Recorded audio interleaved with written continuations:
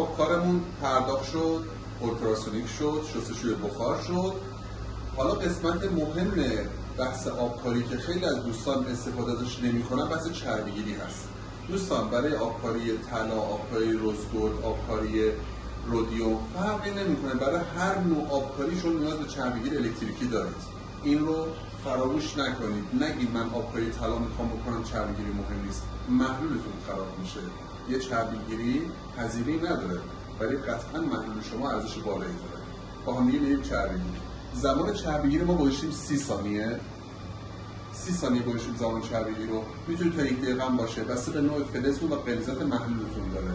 ولتاژ رو بین 5 تا 7 ولت میذاریم. زمانم 30 ثانیه.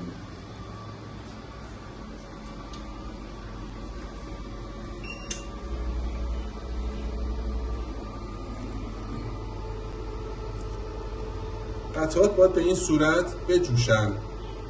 وقتی به این صورت اتفاق بیفته یعنی که داره اون اکسیداسیون اتفاق میفته و باعث میشه اکسیداسیونی که این اطراف فلز داره میفته، شما ببینید اکسیژنی که از سطح فلز داره آزاد میشه باعث کنده شدن چربی ها از سطح فلز میشه.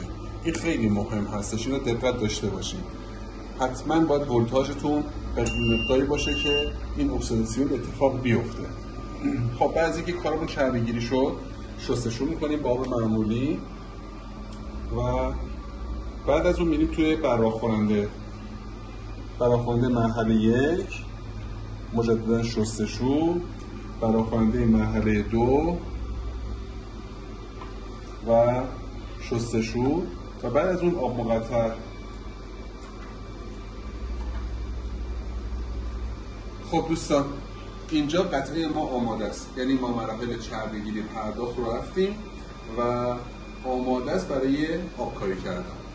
خب دوستان کار ما پرداخت شد، اولتراسونیک، شستشوی بخار، چربیگیر الکتریکی و براق کننده مرحله 1 و 2 انجام شد. سطح کار ما الان عاری از هر گونه چربی هستش و آماده هست برای آبکاری.